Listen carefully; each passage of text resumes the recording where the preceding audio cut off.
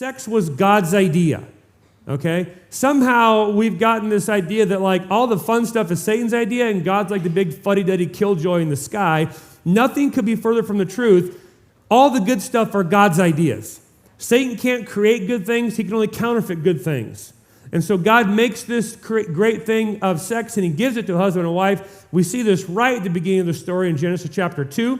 That is why a man leaves his father and mother and is united to his wife, and they become one flesh. It's not just a metaphor, like it's like they're one flesh. No, they physically become one flesh, and for a moment they can experience in the physical realm through the act of sex that which is reality in the spiritual realm, namely they are one flesh. God made biological males and biological females with intentional design so that even how it works, the husband's the initiator, the wife is the receiver of that initiation. It's this beautiful design that God made with intention. It's not as if, and some Christians, you'd almost think this is how what happened.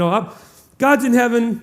He makes Adam and Eve, and he puts them in a garden, and they're there, and they're naked, and they're all alone.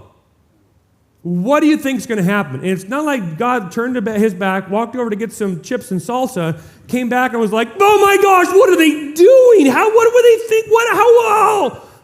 That's not the story. God's like, let her rip. That's exactly what I was intending. It's God's idea. And that's the foundational block. It's not...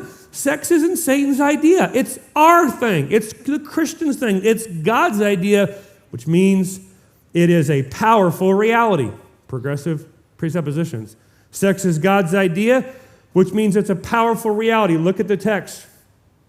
A man leaves a father and mother, united to his wife, and they become one flesh. In the act of sex, a husband and wife have the ability to come together as one, and in that act of sexual intercourse, not only is there wonderful pleasure, there is also power in that they have the potential to create another human being. Now, because of the fall and sin and the curse and brokenness, it doesn't always work that way, but by and large, in God's perfect world and design, that act is not only an act of pleasure, it's an act of power in that it's procreating another life. It's remarkable. Nothing else can match the power of that act. The world wants you to think it's just a biological reflex. And the world is so confused with this because in one side of the coin, the world's like, you're hungry? Eat something. You're thirsty? Drink something. You're tired? Take a nap. You have hormonal urges? Have sex.